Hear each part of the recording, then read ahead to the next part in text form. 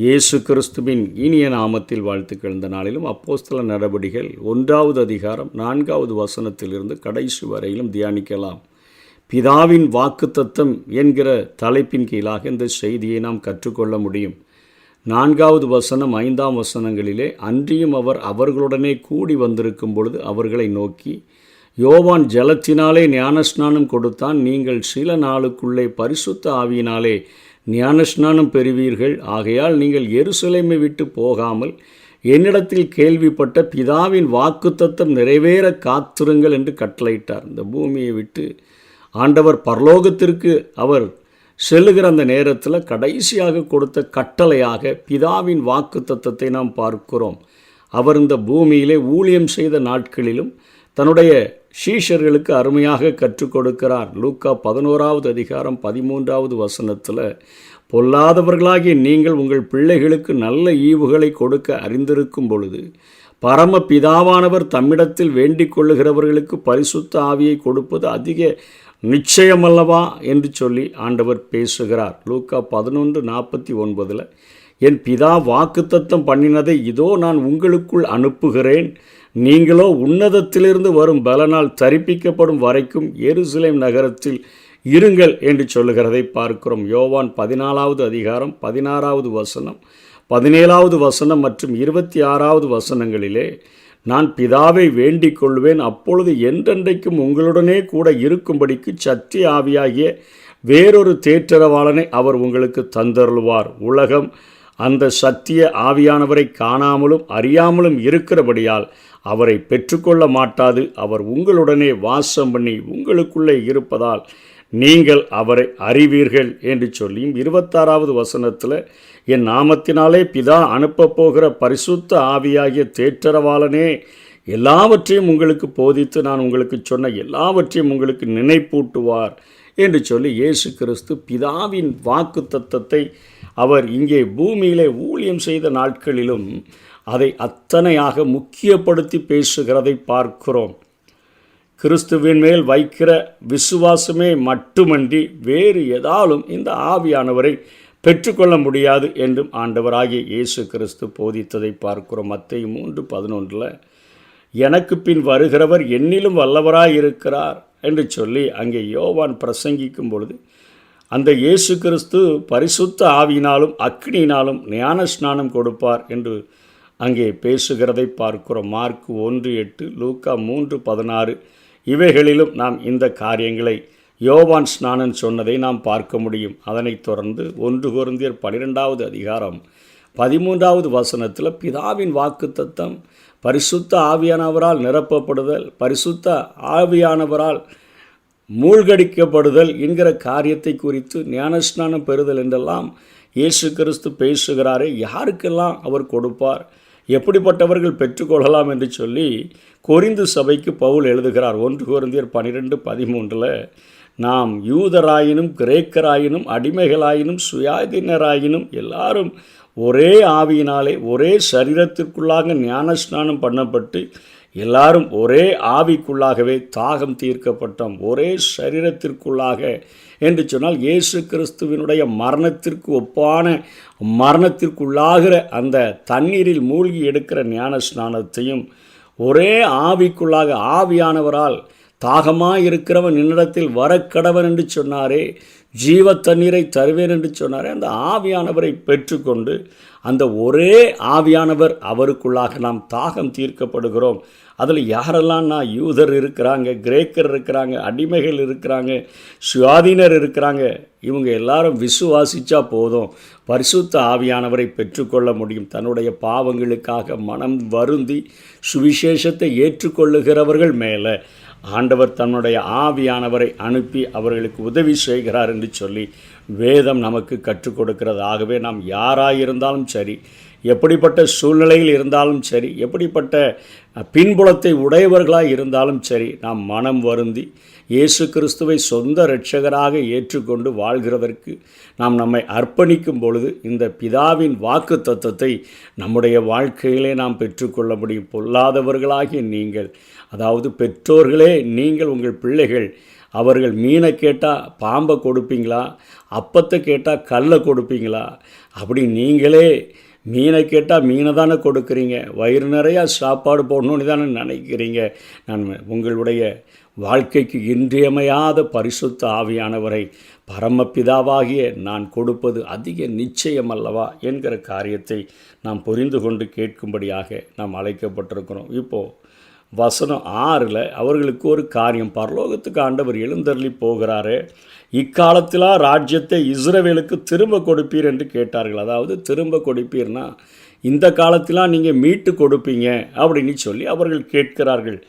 பிதாவானவர் தம்முடைய ஆதீனத்திலே வைத்திருக்கிற காலங்களையும் வேலைகளையும் அறிகிறது உங்களுக்கு அடுத்ததல்ல. அதாவது அநேக நேரங்களில் நான் உங்களுக்கு பேசியிருக்கிறேன். இப்பொழுது எல்லா மனிதருடைய இருதயங்களிலும் ஆவிக்குரிய ராஜ்யத்தை ஸ்தாபிக்கும்படியாகத்தான் வந்திருக்கிறேன். உலக பிரகாரமாக ஆளுகை செய்கிறதற்கு இந்த முதல் வருகையில் வரவில்லை என்று சொன்ன ஆண்டவர் இப்பொழுது சொல்கிறார், இப்போ உங்களுக்கு தேவை, இன்னைக்கு உங்களுக்கு தேவை பரிசுத்த ஆவியானவரால் நீங்கள் நிரப்பப்படுதல், ஆவியானவரை பெற்றுக்கொள்ளுதல்.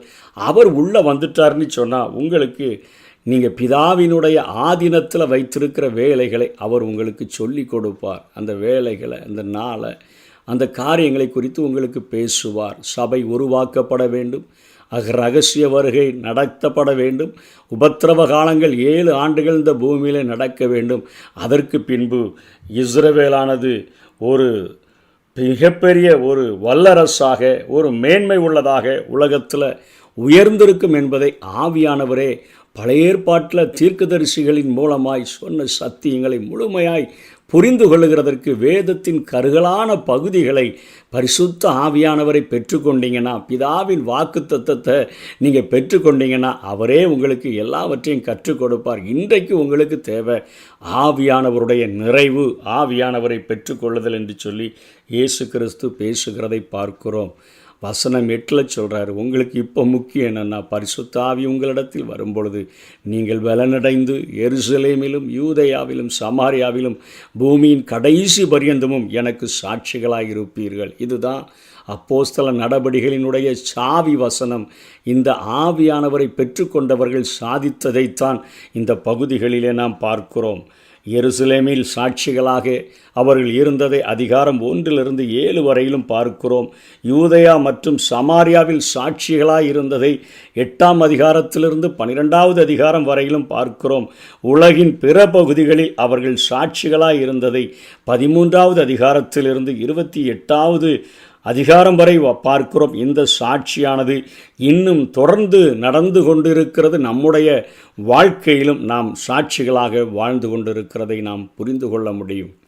ஆகவே இன்னைக்கு உங்களுக்கு தேவை வல்லமை, அதாவது பலன், இயற்கைக்கு அப்பாற்பட்ட ஒரு ஆற்றலையும் திறனையும் நீங்கள் பெற்றுக்கொள்ள வேண்டும். இயற்கையாகவே இருக்கின்ற உங்கள் பலத்திலேயோ புதிய பிறப்பால் பெறுகிற வல்லமையிலேயோ நீங்கள் இந்த உலகத்தை ஜெயிக்க முடியாது. யோவான் 1:13 பின்பகுதியிலே தேவனால் பிறந்தவர்கள், நீ தேவனால் பிறந்திருந்தாலும் கூட இயற்கையாக நீ பெரிய ஒரு பாடிகாட்டாக உன்னுடைய சரீரத்தை ஆக்கி கொண்டாலும் கூட இந்த உலகத்தை ஜெயிக்க முடியாது. வெறுப்பு நிறைந்த இந்த உலகத்தில் தேவனுக்கு சாட்சிகளாக வாழவும் பேசவும் சேவை செய்யவும் அதிக வல்லமை தேவைப்படுகிறது. அது இன்றைக்கும் உண்மையாக இருக்கிறது.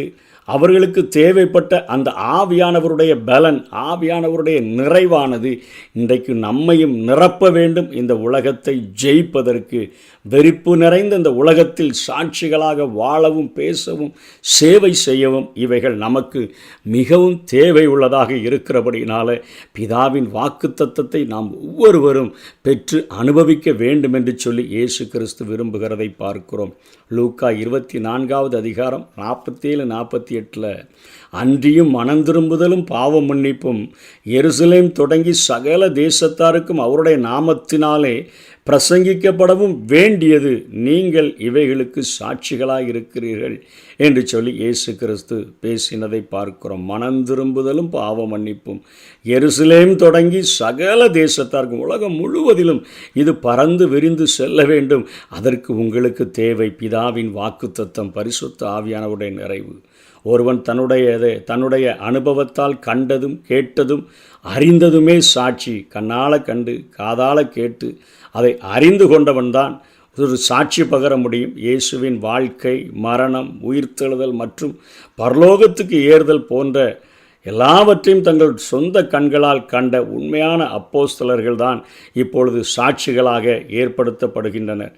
தங்களுக்கு போதித்ததை போதித்தனர். இந்த வகையில் அப்போஸ்தல நடபடிகளை நாம் அந்த 3 பிரிவுகளாக பிரித்து இப்பொழுது பார்த்தோம். அதே போல கிறிஸ்துவுடனான தனிப்பட்ட அனுபவத்தை நாம் பெற்றுக்கொண்டு அப்போஸ்தலர்களின் சாட்சி மூலம் கற்றுக்கொண்ட சத்தியத்தை நாம் உலகின் எல்லா இடங்களிலும் பறைசாற்றுகிறது தான் இன்றைக்கு நமக்கு கொடுக்கப்பட்டிருக்கிற ஆவியானவரை பெற்றுக்கொண்ட தலையாகிய கடமையாக நமக்கு அது இருக்கிறது.